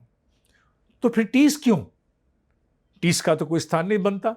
अब दुविधा ये है कि इस कार्यक्रम को सुनने वाले जो युवा होंगे वो कहेंगे हमने तो उस अवस्था को भोगा नहीं, हमारे लिए तो सामने की आवश्यकता खड़ी है, हमें तो आज अपनी आवश्यकताएं पूरी करनी है, हमें तो आज नया घर, नया मोबाइल, नई गाड़ी की EMI अरेंज करनी है। वो इंजीनियरिंग के जॉब में नहीं मिलेगी तो हम तो उसके लिए बैग भी उठाने को तैयार हैं, क्योंकि वो होगा। जब टीस उभरेगी तब टीस को देखेंगे। अधूरे जिए गए जीवन पर हस्ताक्षर करके फिर जाकर के और ग्लानि और खेद को प्राप्त होने से अच्छा नहीं हम आज ही विचार करें। ये जो स्वधर्म में मरना है, पर धर्म में सफलता के अनुपात में ये मरना क्या है? यही है कि बाद में इतना जीवन जी लेने के बाद भी तुम्हें वो सारी उपलब्धियां नहीं लगेंगी। गाड़ी जिस दिन आ गई, कुछ दिन चला ली, हो गया ना। मोबाइल जिस दिन नया आ गया, कुछ दिन प्रयोग करके अपनी पहचान बना के दिखा दिया, हो गया ना। उसके बाद फिर अब मनुष्य का गहरा संतोष, जिसे तृप्ति कहते हैं, वो तब तक उसको प्राप्त नहीं हो सकती जब तक उसका अपना आपा अभिव्यक्त होकर उसके जीवन में हस्ताक्षर बन सामने नहीं आता है, तब तक वो अधूरा ही रहेगा। ठीक है, तुम्हें अधिकार है, तुम्हारा अपना जीवन है, तुम इस भाव को, इस टीस को 50 साल की उम्र में पाल के जीना चाहते हो तो ठीक है, निर्णय तुम्हारा है, क्योंकि तुम स्वतंत्र हो, स्वयं प्रभुता संपन्न हो, you are a sovereign republic, तुम कर सकते हो। पर हाँ, जिन्हें अनुभव प्राप्त है वो अपने अनुभव से तुम्हें कहना चाहेंगे कि अगर तुम्हारा स्वधर्म, तुम्हारे अपने भीतर की जो क्षमताएं हैं, उनके आधार से आज अगर अनुपलब्धि भी है कुछ, तो ओढ़ लो, उसी में कुछ रचनात्मकता ला करके कुछ योगदान देके कोई बड़ा कार्य करना। कल आज ही अपनी दिशा को केवल थोड़े से लाभ के लिए मत छोड़ देना, तुम अपने आप को कहीं ना कहीं बहुत दूर ले जाओगे उन सभी उपलब्धियों से जो अन्यथा तुम्हारे माध्यम से हो सकती थी। ये बात चिकित्सा के क्षेत्र में भी है, ये किसी भी क्षेत्र में है, इंजीनियरिंग का केवल उदाहरण नहीं है, किसी भी क्षेत्र में ये संभव होता है। स्वधर्म को समझने के लिए हमें अपने भीतर की नैसर्गिक गुण, क्षमताएं, सुपात्रता को जानना अनिवार्य है। अब मैं समझ गया कि अर्जुन के पास सवाल क्यों आते चले जा रहे थे, क्योंकि जितने जवाब आते हैं ना उससे नए सवाल पैदा होते हैं। और जाहिर तौर पर आप जो बता रहे हैं वो सचमुच में यहाँ मैं दर्शकों पर तो इम्पैक्ट पड़ेगा। मैं सुनते हुए उसमें खो गया और मैं इस बात को सोच रहा था कि स्वधर्म, जैसे आपने कई बार कहा स्वधर्म स्वधर्म, अब कई लोगों के जहन में सवाल आएगा कि मैं अपने स्वधर्म को कई लोगों को तो पता ही नहीं कि मेरा स्वधर्म क्या है, मेरी क्षमताएं क्या हैं। वो तो खुद बहाव के साथ बहे चले जा रहे हैं, या जिन जिन बातों को आप कह रहे हैं कि उनकी वजह से वो आगे बढ़ते हैं, शायद वही उनके लिए एनकरेजिंग फैक्टर होता है जिसकी वजह से वो किसी चीज़ में आगे बढ़ते हैं। देखो, धर्म शब्द का कई अभिप्राय हैं, इसमें कोई संदेह नहीं है, पर हम बड़े मोटे रूप से समझते हैं। अग्नि का धर्म जलाना, ऊष्मा जलाना, जल का गलाना, वायु का सुखाना इत्यादि जो मूल है। तो जब हम यहाँ स्वधर्म की बात कर रहे हैं, तो जो मूल मेरी क्षमताएं हैं, जो मेरे साथ मेरे अतीत से आए हुए अनुभव हैं, जो गहरी अभिरुचियां बन करके अवतरित हुए हैं, जिन्हें मैं कह सकता हूं कि मेरी वो गहरी वृत्तियां, ऐसी कंडीशनिंग जो मेरे भीतर डीप इंटरेस्ट लेकर के बैठी है। दुर्भाग्य इस बात का है कि हमारे यहाँ उसकी व्यवस्था नहीं बन पाई कि हम बच्चे को उस आयु से पहचानना आरंभ करें कि उसके अंगूठे की छाप की विलक्षणता ऐसी क्या है जो अन्य 700 करोड़ में नहीं है। ईश्वर ने अपनी विलक्षणता का परिचय देने के लिए एक अद्भुत प्रतीक दिया है। चेहरे एक से हो सकते हैं, वाणी एक सी हो सकती है, घड़ी भी जाती है, अंगूठे के निशान एक से नहीं होते हैं। अगर 700 करोड़ हैं तो सबके भिन्न होंगे, पृथक होंगे। तो ये एक ऐसी विलक्षणता है जो ईश्वर ने संजो के भेजी है। इसकी विवेचना, इसको इंटरप्रेट करने का अधिकार तब हो जाना चाहिए था जब मेरी आयु 5 या 6 वर्ष की थी, और इसका योगदान सबसे अधिक मेरी माँ दे सकती है। ठीक, इसका सबसे अच्छा योगदान अगर मेरी जन्म कुंडली ठीक से बनी है और उनको बचवाना आता हो किसी अच्छे ज्योतिषी से तो हो सकता है, क्योंकि ज्योतिषी के पास जाकर के प्रश्न भी तो हम लोग ऐसे पूछते हैं कि विवश होकर उन्हीं के उत्तर में बेचारा जुट जाता है, फिर उपाय में भी अटक जाता है वो। क्योंकि पूछने वाला उससे ये पूछना चाहता है कि मुझे संभावनाएं बता, उससे ये नहीं पूछना चाहता कि मैं क्या हूं, मेरे अतीत में आए हुए मेरी गहरी अभिरुचियों के संस्कार क्या कहते हैं ये बता, मेरी शॉर्टफॉल्स मेरे अस्तित्व में क्या हैं, मेरी इंडिविजुअलिटी में क्या क्या कमियां लेके मैं आया हूं, मुझे वो बता। मैं किन बातों पे अधीर हो सकता हूं, किन बातों में भटक सकता हूं, मेरे भीतर कैसी चंचलताएं हैं, मेरे भीतर किस प्रकार के भीरुता है, ये सब मुझे बता। और मेरे भीतर ऐसी कौन सी क्षमताएं जिन्हें मैं आके लेके चलूं। ये प्रश्न नहीं पूछते हम। महाराज जी लोहे का धंधा कर लें या केमिकल का कर लें, या ये बताओ ये काम होगा कि नहीं होगा। तो वहां हम अपने भय उससे साझा करके उनका निदान उनसे लेने की चेष्टा करते हैं। अगर मनुष्य एक छोटी आयु में भी अपने स्वरूप को, अपने व्यक्तित्व को, अपने अस्तित्व को ठीक से इंटरप्रेट कर ले, तो अब निश्चित मानो फिर एप्टीट्यूड टेस्ट की आवश्यकता नहीं बचेगी जो आज हम 10वीं कक्षा में कराते हैं या 8वीं में 9वीं में कराते हैं। अगर 5-6 वर्ष की आयु में काम होने आरंभ हो जाएं तो फिर उनकी आवश्यकता नहीं पड़ेगी कि हम कहीं से लाइसेंस प्राप्त कोई एप्टीट्यूड टेस्ट करा के जानने की चेष्टा करें कि बच्चे की अभिरुचि क्या है, क्योंकि उस समय बच्चा बहुत कुछ ओढ़ा हुआ व्यक्त करता है। वो नहीं व्यक्त करता जो है, वो जो उसने सुन रखा, जो आसपास से उसने बटोर रखा, उसी को ऑब्जेक्टिव टाइप टेस्ट में वो पूरा करके आता है। मैं ये कुछ लोग जो हैं तृतीय अध्याय के पूर्णतः मुक्त हो, जो भी एडिट करना हो। नहीं बिल्कुल कुछ एडिट नहीं करना है आपका, आप तो धारा प्रवाह बोलिए। और मैं बहुत आनंद में हूँ, दर्शक भी इतना ही आनंद लेंगे। आप मुझे मूल प्रकृति की बात बताइए कि प्रकृति को आइडेंटिफाई, क्योंकि यहाँ गीता में जो आप 3 अध्याय का 33वां श्लोक है, सदृशम चेष्टे, इसमें ज्ञानवान भी अपने स्वभाव के अनुसार कर्म करता है, सभी जीव प्रकृति के अनुसार चलते हैं। बिल्कुल जो आप बात कह रहे हैं लगभग उस तरफ ये बात आ रही है। लेकिन हम किस प्रकृति से चल रहे हैं, हमारी प्रकृति क्या है? आपने ज्योतिषी का एक उदाहरण दिया है कि उनसे बचवाया जा सकता है, लेकिन कैसे हम आइडेंटिफाई कर सकते हैं किसी एज में जाकर, उम्र में जाकर, कि हमें ये पता लगे कि हमारी प्रकृति ये है और इसके हिसाब से या इस स्वभाव से हमारा कर्म होना चाहिए? पहली बात तो मैं ज्योतिषी नहीं हूँ, ना मैंने ज्योतिष शास्त्र का अध्ययन किया है, पर मैं इस विषय में जानता हूँ क्योंकि अनुभव से बात कर रहा हूँ। मैं समझता हूँ कि बच्चे की आयु लगभग 8 वर्ष तक जब हो, 6 से 8 वर्ष की हो, तब बहुत सारी उसकी गहरी अभिरुचियाँ उसके प्रकृति के सामने आ जाती हैं। और माँ से ऊपर कोई हो ही नहीं सकता किसी काल में भी, जो उस जीव के विषय में सर्वाधिक जानती हो। माँ बता सकती है, एंडोर्समेंट दे सकती है।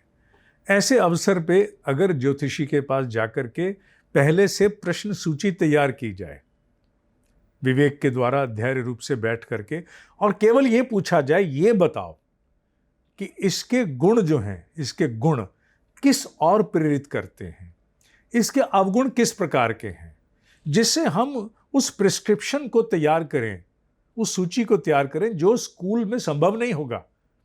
स्कूल शिक्षा दे सकता है, विद्या नहीं। विद्या जीवन जीने की कला है। विद्या मनुष्य के मस्तिष्क में प्राप्त जानकारियों पर निर्णय लेने की क्षमता है।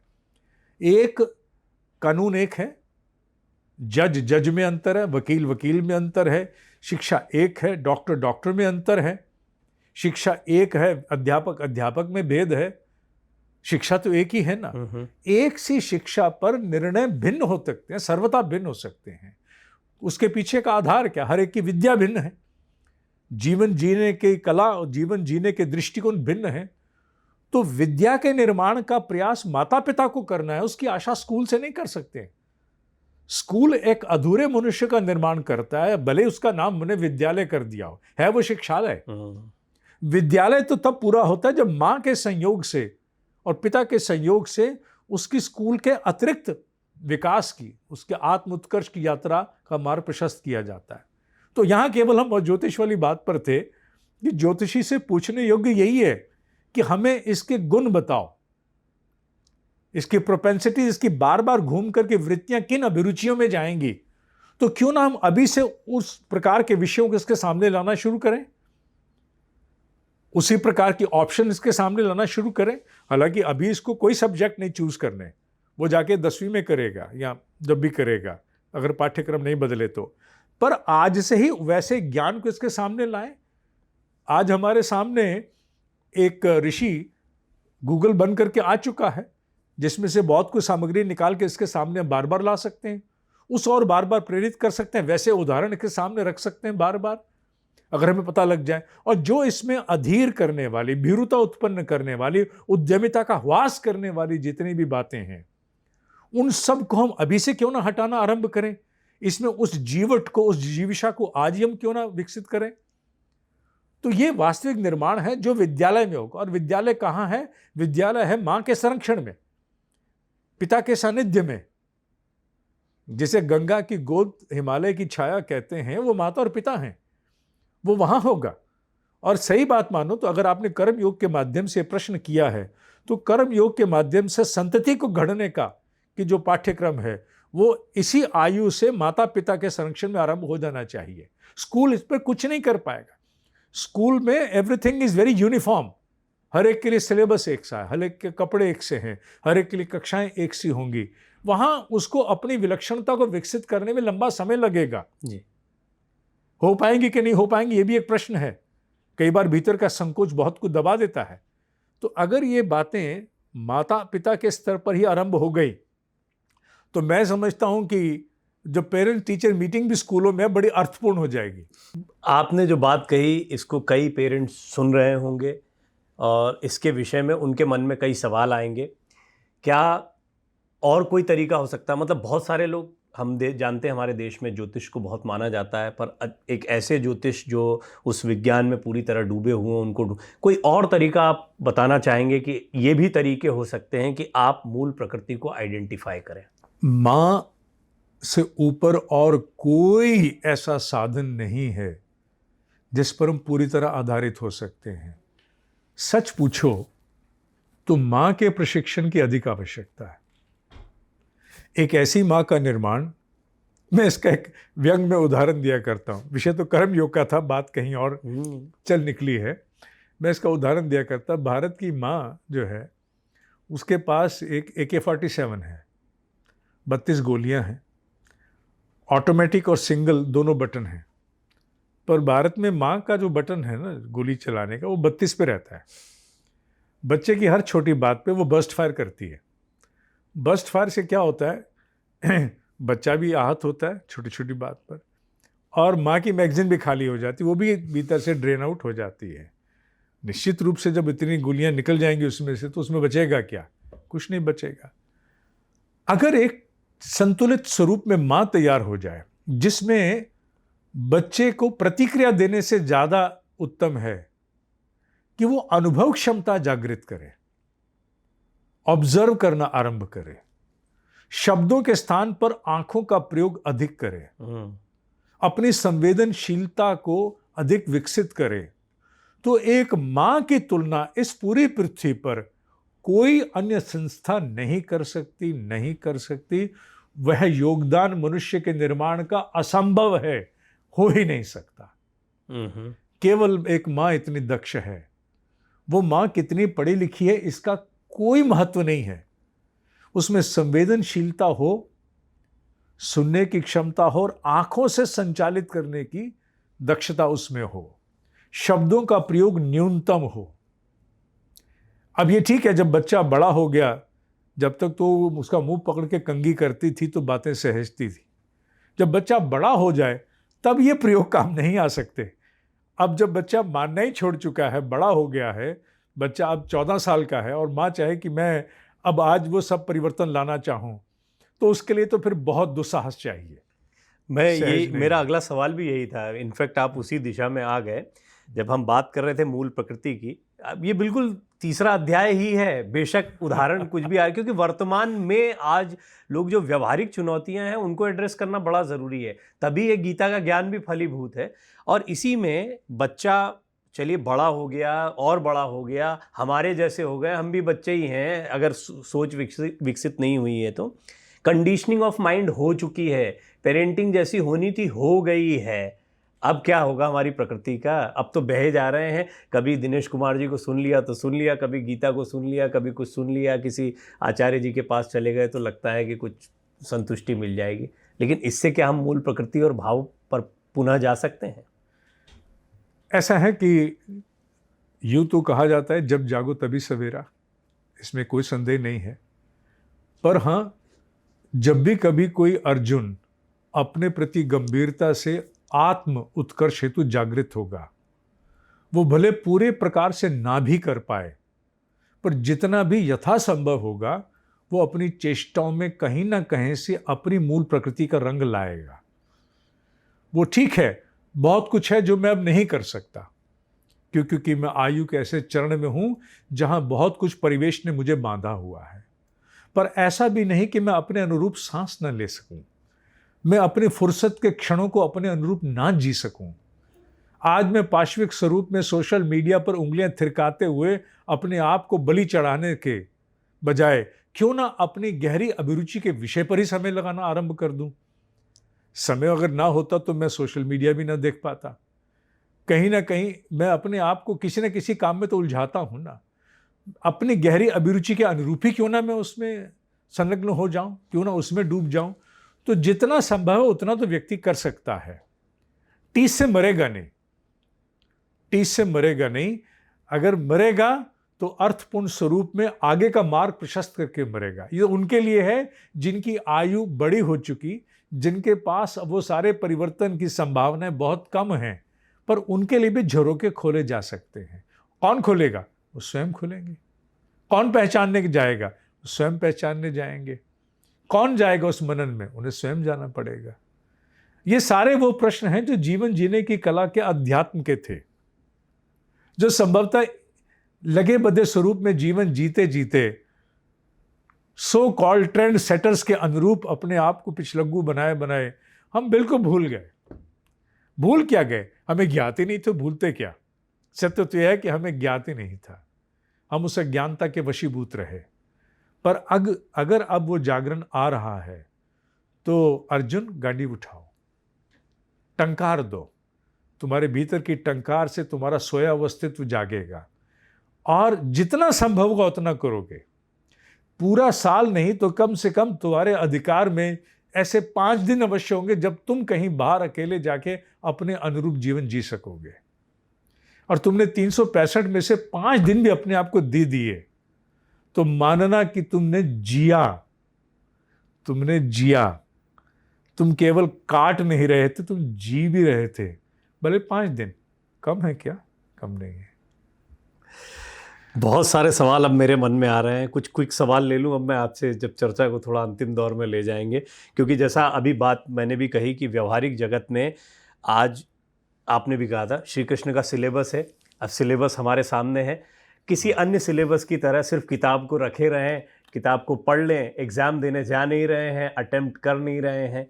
तो ये जो गीता का सिलेबस है, ये आज प्रायोगिक रूप से हमें कैसे लेना चाहिए? आपको जितने लोग सुन रहे हैं उनको आप कैसे बताएंगे कि ये जो छोटे छोटे झरोखे खोलने की बात मैं कह रहा हूँ वो यहाँ से खुल जाएंगे और ऐसे खुल जाएंगे, ये दृष्टि रखो। इस आज के साक्षात्कार से एक बात तो सामने आ रही है कि कर्म योग के लिए फिर कभी आना पड़ेगा। मैं कर्म और बंधन पे ही आने वाला था, लेकिन उसके बाद में सवाल पे सवाल निकलते जा रहे हैं। उपासना रूपी प्रयोगशाला को मनुष्य के जीवन में आना अनिवार्य है। उपआसन, छोटा आसन लेके बैठना, उपकुलपति उपराष्ट्रपति शब्द आते हैं। उपआसन लेके बैठना, किसके साथ बैठना? अपने साथ बैठना। उपासना का क्रम हमारे यहाँ क्या है? प्रतिदिन व्यक्ति को पूजा करे ना करे, पूजा में हम क्या करते हैं? हम पूजा में आप बोलते चले जाते हैं और भगवान सुनता है। होता है ना, पूजा में जाते हैं तो हम कोई स्तुति या कुछ बोलते हैं, हम बोलते चले जाते हैं, भगवान सुनता है। उपासना में हम अपने आप को सुनते हैं। एक अकेला कोना और एक आप, जिसके पास नहीं है जीवन में वो बड़ा निर्धन है। और जिस व्यक्ति के पास एक अकेला कोना और एक आप वो अपने आप को उपलब्ध करा सकता है, उसका 1 बेडरूम भी अपार्टमेंट है, तो बड़ा संपन्न समृद्ध है। अपने लिए एक अकेला कोना, कोना क्यों कहा? क्योंकि 2 तरफ दीवार है, ध्यान भटकाने को कुछ नहीं होगा। सामने कोने में जाके बैठ गए तो एक प्रकार से आप 3 तरफ से आप केंद्रीभूत हो गए, तांगे का घोड़ा बन गए। एक अकेला कोना और आप, आपकी जितनी आयु है उतने मिनट आपको प्रतिदिन बैठने का अभ्यास करना है। आयु है 50 वर्ष की तो 50 मिनट। अगर आप कहो कि नहीं साहब इतना संपन्न मैं नहीं हूं कि 50 मिनट दे पाऊं, तो आप अपनी आयु के आधे मिनट दीजिए, 25 मिनट। नहीं साहब इतना भी मुझसे संभव नहीं है, तो फिर उसका 1/4 कर दीजिए, 12 मिनट। अगर 50 वर्ष का जीव है तो 12 मिनट एक अकेले कोने में अपने साथ बैठो और बैठ करके 3 काम आरंभ कर दो। सर्वप्रथम तो अपने आप को अंतर्मुखी बनाने के लिए, अंतर्मुखी बनाने के लिए बाहर का प्रयोग है स्वाध्याय। स्वाध्याय का तात्पर्य स्वयं का अध्ययन, पर हम उसको किताब पढ़ने से जोड़ते हैं, कोई बात नहीं। प्रथम स्तर पर अंतर्मुखी होने के लिए किसी एक अच्छी पुस्तक का एक पन्ना पढ़ लिया। पढ़ने के उपरांत अगर संभव हो आपके लिए तो आप बाकी के 3 हिस्से 4 मिनट 4 मिनट 4 मिनट 12 मिनट को बांट लिया। 4 मिनट में एक पन्ना पढ़ा, अगले 4 मिनट ओम का उच्चारण करके एकाग्रचित्त हुए। अगले अंतिम 4 मिनट में आज दिन में महत्वपूर्ण जीवन के कौन कौन सी घटनाएं हुई उनका एक बार स्मरण कर लिया। इससे आरंभ करना आप आरंभ कर सकते हैं। और एक बार ये उपासना आपके जीवन में आ गई, अंतर्मुखी होने के लिए एक पन्ना पढ़ना और एकाग्रचित्त स्थिर होने के लिए ओम का गुंजन कर लेना और अंतिम 4 मिनट में दिन को रिकॉल कर लेना, इससे उपासना सदेगी। जैसे ही इससे कुछ न कुछ मानक मिलेंगे, शांति स्थिरता मिलेगी, 12 मिनट से 25 मिनट आप अपने आप उसको ले जाओगे। फिर जीवन रूपी प्रयोगशाला में जो परिवर्तन है वो कहीं बाहर से नहीं, वो आपके भीतर का स्वगुरु जागृत होकर आप में स्वयं प्रेरणा बन करके अवतरित होगा और आपके माध्यम से आपके आत्म उत्कर्ष का मार्ग प्रशस्त होकर ही रहेगा। ये अवश्यम भावी है, अकाट्य है। चलिए तीसरे अध्याय पे अभी चलते चलते भी उसको फिर से लेकर आते हैं। यज्ञ, आप क्योंकि आपने एक उपासना की बात कही, फिर उपासना में धीरे धीरे कर्मकांड की तरफ व्यक्ति चला जाता है। यज्ञ को भी हमने कर्मकांड से बहुत ज़्यादा जोड़ दिया। कृष्ण जिस यज्ञ की बात कर रहे हैं समाज हित में, वो वर्षा की बात भी करते हैं, वर्षा कैसे अन्न देती है इसको भी वो बताते हैं। ओवरऑल ये यज्ञ क्या है जो कृष्ण बता रहे हैं, हमारे लिए कैसे हम उसका हिस्सा बन सकते हैं उस यज्ञ का? हमारे यहाँ इसका प्रशिक्षण देने के लिए किसी काल में ऋषियों ने एक प्रणाली बनाई थी बलि वैश्व यज्ञ की। बलि का अर्थ होता है अपने पुरुषार्थ से अर्जित की हुई संपदा का एक अंश कल्याणार्थ अर्पित करना। जब वो पुरुषार्थ से अर्जित नहीं बची तो बकरे कटने आरंभ हो गए। पशु बलि इत्यादि में चले गए, जबकि बलि एक बहुत पवित्र, बहुत बड़ा शब्द है। तो बलि वैश्व, इस विश्व को प्रतिदिन बलि देनी चाहिए। हमारी माताएं अभी तक माने जब भी वो गई हैं तब तक हम देखते रहे कि भोजन बनाने से पहले कुछ न कुछ वो रसोई में चूल्हे पर अग्नि प्रज्वलित करने के बाद अर्पित करती रही थी। वो बलि वैश्व यज्ञ का एक प्रतीक था। और बलि वैश्व यज्ञ में हमें 5 प्रकार की बलि प्रतिदिन हर व्यक्ति को देने के लिए कहा गया था। यज्ञ में 5 बलि। यज्ञ शब्द प्रयोग करते ही हमारे सामने एक कुंड आता है, अग्नि आती है, समिधा सामग्री आती है, मंत्रोच्चारण स्वाहा आता है। वो एक डेमोन्स्ट्रेशन है। उसका स्थूल महत्व है।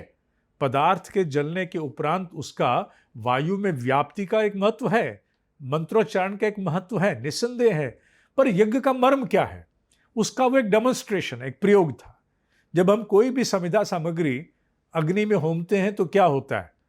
वो 100 गुना अधिक होकर के अग्नि को प्राप्त हो जाता है।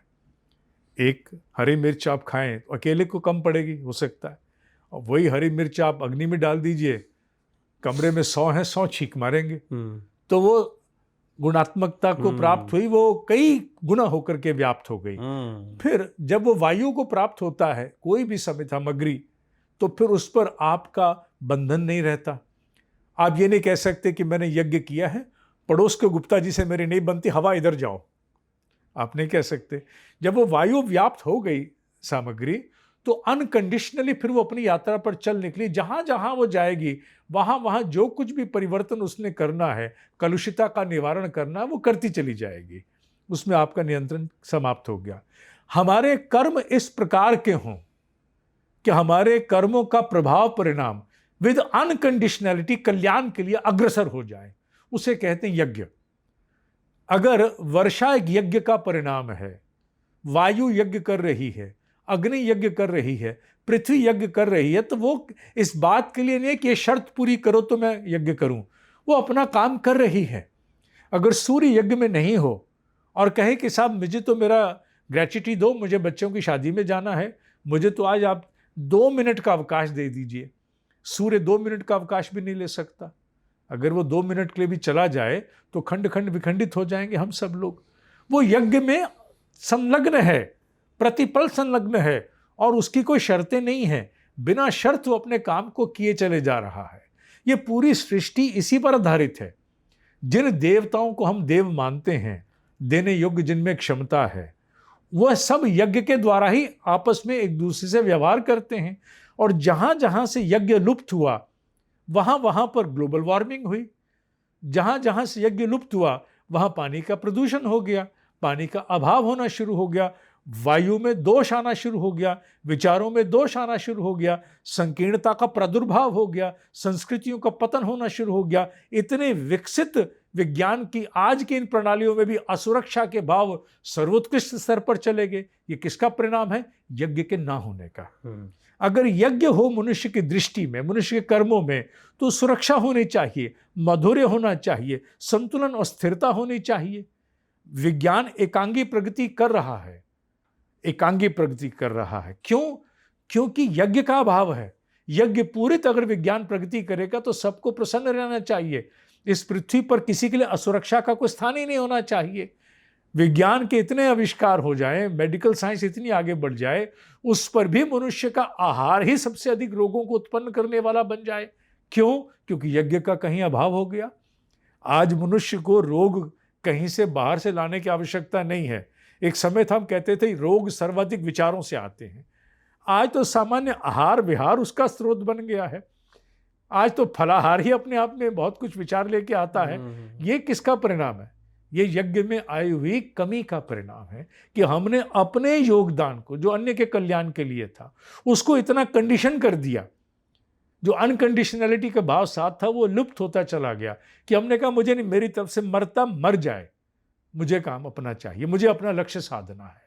तो यज्ञ का अभाव होगा तो उसका सामूहिक दुष्परिणाम हम भोगने से कभी वंचित नहीं रहेंगे। आप सिर्फ स्थूल यज्ञ की बात नहीं कर रहे हैं, आपने जो उसका मर्म बताया उसकी भी बात कर रहे हैं, उसको बड़े परिप्रेक्ष्य में देखा जाए। गुथा है, स्थूल सूक्ष्म कारण गुथा है। कारण माने भाव जगत, भाव इंटेंशन। इंटेंशन विकृत होगी तभी तो उसके अनुसार विचार विकृत होगा। प्लानिंग विचार विकृत होंगे तभी तो क्रियाशीलता में वैसी योजनाएं बन करके उतरेंगी स्थूल में। तो भाव से विचार, विचार से क्रिया, ये सारा का सारा आपस में गुथा है। हम यज्ञ करते हैं तो वर्षा होती है, वर्षा से अन्न उत्पन्न होता है। जब ये कहा जाता है गीता में, इससे क्या तात्पर्य? स्थूल के बारे में है या इसका इसमें भी मर्म है? जी, कैसे? पूर्णतः मर्म है कि स्थूल जगत में भी जो प्रकृति है, मूल प्रकृति है, वो यज्ञ पर आधारित है। आज सूर्य ऊष्मा देना बंद कर देगा तो क्या जल आकाश में जा पाएगा? जल आकाश में नहीं जा पाएगा तो क्या ऊपर से वर्षा पर्जन्य बन के बरसेगी? वर्षा नहीं बरसेगी तो क्या नीचे धरती पर अन्न उग पाएगा? नहीं उग पाएगा। तो कौन हाथ खींचेगा? अगर एक ने भी हाथ खींच लिया तो क्या होगा? आप इसे छोड़े और लीजिए, प्रकृति सारा काम कर रही है, पर हमने विषैले तत्व आज यहां जल में मिलाने आरंभ कर दिए तो क्या हुआ? एसिड रेन हुई ना। जहां यज्ञ में हस्तक्षेप इस प्रकार के होंगे वहां दोष उत्पन्न होगा। प्रकृति तो तैयार ही की गई ईश्वर द्वारा कि तुझे तो जाके यज्ञ करना है। अगर यज्ञ में से ग्रेविटी हाथ खींच ले, इलेक्ट्रिसिटी हाथ खींच ले, आप जोड़ते रहिए तारे, आप टरबाइन घुमाते रहिए, बिजली पैदा नहीं होगी। ये प्रकृति में निहित ही है, ये पहले से प्रकृति में निहित है, जो आविष्कार स्वरूप आपको मिल रहा है। नैनो टेक्नोलॉजी को आपने नहीं बनाया, आपने उसमें जो निहित यज्ञ चल रहा था उसको अनुभव करके उसके अनुरूप अपने भीतर अपने साथ कुछ परिवर्तन साथ में संजोए हैं। आपने कोई नहीं रचाया, ये प्रकृति के रचाए हुए यज्ञ हैं। तो प्रकृति ने अपने अपने स्वरूप में स्थान स्थान पर यज्ञ रचे हैं। हर परमाणु में यज्ञ रचा हुआ है। अगर वो यज्ञ से आपस में इलेक्ट्रॉन्स ही यज्ञ ना करें तो परमाणु स्थिर रह पाएगा क्या? नहीं रह पाएगा। और इससे पीछे चला गया श्लोक कि और क्या कहते हो? जो mother of the cosmic vibrations है वो ओम है। हम यही मानते हैं ओम रूपी तरंग के कंपायमान होने से फिर आगे सृष्टि में गायत्री की 24 शक्तियां कंपायमान होती हैं, फिर उसके आगे और सूक्ष्म शक्तियों का प्रादुर्भाव होता है, फिर और आगे आ जाए तो हम देखते हैं कि स्थूल जगत में बहुत कुछ संभव होता है। अगर वो ओम ही आज यज्ञ करना छोड़ दे, यही बात सोच लें कि मेरी उपासना बंद हो गई, मेरा नाम लेना छोड़ दिया, मेरे लिए ये उपलब्ध नहीं कराया गया, so many amenities have not been provided to me, वो अपना हाथ खींच ले, तो यज्ञ है तो हम हैं। यज्ञ का अभाव जहां जहां होगा वहीं अमानवीयता होगी। यज्ञ का अभाव जहां जहां होगा वहीं मनुष्य असुरक्षित होगा। अन्यथा सृष्टि पर संसाधन और पृथ्वी पर उपलब्ध विकास विज्ञान का पर्याप्त है कि मनुष्य आज ही स्वर्ग को, आज ही सत्य को भोग सकता है। जहां जहां भी कोई दोष है वो यज्ञ के प्रतिकूल जाने का है। यज्ञ एक मनस्थिति है, यज्ञ एक भाव है। यज्ञ केवल वो कुंड पर अर्पित नहीं है, वो तो एक डेमोन्स्ट्रेशन है समझाने का, अपना महत्व होते हुए भी। पर यज्ञ एक भाव है। वो यज्ञ रूपी भाव से ही बड़े बड़े लोग बड़े बड़े योगदान दे करके संततियों के लिए कुछ कर पाते हैं। तब भी जब उनके लिए लोग समर्थक नहीं होते, लोग उनको समझ भी नहीं पाते, क्रूसीफाई करते हैं, तो भी वो बड़ी स्थापनाएं कर जाते हैं, क्योंकि वो यज्ञ को जानते हैं कि हमें तो करते हुए ही मरना है, करते हुए ही जाना है। ये यज्ञ भाव जैसे जैसे आएगा मनुष्य में संव्याप्त होता जाएगा। पृथ्वी पर माधुर्य, शांति, स्थिरता, संतुलन, दैवीय तत्व का अवतरण मनुष्य में हो जाएगा। कर्म की अनिवार्यता, करने योग्य कर्म, निष्काम कर्म, यज्ञ की आवश्यकता, यज्ञ का महत्व और कर्म फल पर अधिकार ना होना, जैसी कुछ बातों पर हम निष्काम एक ऐसा विषय इसके लिए अलग कार्यक्रम बिल्कुल पूरा मैं जो रखना चाह रहा था अंतिम सवाल आपके सामने वो ये कि समराइज करके हम कैसे अभी तक की जो बातचीत हुई है और तीसरे अध्याय में हम क्या निचोड़ निकाल कर अभी दर्शकों के सामने रखें। तीसरे अध्याय में हम वो निचोड़ निकालें जो निचोड़ तीसरे अध्याय के अंतिम श्लोक में ही आता है, और वो निचोड़ ये है कि आत्मा मुख्य है और आत्मा का हित, मैं लौकिक दृष्टि से बोल रहा हूं, आध्यात्मिक दृष्टि से नहीं बोल रहा हूं। आध्यात्मिक विवेचना में इसका कोई स्थान नहीं है। लौकिक दृष्टि से आत्मा का हित है आत्मानुमोक्षार्थ। मेरा आत्म उत्कर्ष, मेरी सोच में परिष्कार, मेरी सोच बदलनी चाहिए। मुझे एक मेरे बड़े प्रिय मित्र, उनकी कविता की पंक्तियां याद आ रही हैं। आदमी बड़ा होता है बूढ़ा भी, बूढ़ा होना प्रकृति है, बड़ा होना पुरुषार्थ। हम सिर्फ बूढ़े हुए या बड़े भी, ये विश्लेषण करना होगा। तो हम केवल जीते चले गए, आवश्यकताओं की पूर्ति करते भर चले गए, या जी भी पाए, अपने आप को टटोल भी पाए। वो अनपढ़ी पुस्तक हम में अनपढ़ ही चली जाएगी, या हम अपने आप को जान करके आत्मविश्लेषण करने की चेष्टाओं में गए भी। ये मुख्य निष्कर्ष है कर्मयोग का। अपने आप को जानने के लिए अपने साथ अपना आपा साझा करना, अपनी विवेचना करना, अब तक के जीवन का विश्लेषण करके बाहर लाना, आगे के बचे हुए जीवन में जो कुछ भी संभव है, जो मेरे भीतर के उन गुणों से प्रेरित हो, जो मेरे भीतर में मूल रूप में आए हैं, मैं उसके अनुरूप जीवन में यथासंभव, सब कुछ हम नहीं कर सकते, सब कुछ तो इस पृथ्वी पर कोई भी नहीं कर सकता, कोई भी नहीं कर सकता, बस जितना हमसे संभव है, इतना नहीं कर पाए, इतना कर पाए ना, जी लिया। हम उतने के लिए अपने आप को प्रस्तुत कर दें, यही व्यवहारिक निष्कर्ष आज का निकलता है। निष्काम कर्म पर बातचीत करनी है। आपका मैं जानता हूँ बड़ा व्यस्त शेड्यूल रहता है, तो उसमें मैं फिर कोई समय चुराऊंगा, और निष्काम कर्म पे ही नहीं बल्कि गीता के सभी अध्यायों को हम समझना चाहेंगे। बहुत बहुत धन्यवाद आपका, आपने अपना बहुत बहुमूल्य समय हमको दिया। धन्य हुआ मैं डॉक्टर प्रवीण तिवारी जी का, जिनसे आज 17 वर्ष बाद आज साक्षात्कार हो रहा है, और धन्य हूँ आशुतोष जी आपका भी, जिनके माध्यम से ये यज्ञ रचा गया। ये यज्ञ रचा गया। बहुत सुंदर, बहुत बहुत धन्यवाद आपका। बहुत बहुत धन्यवाद सभी दर्शकों का। अगले पॉडकास्ट में एक नए मेहमान के साथ मुलाकात करेंगे।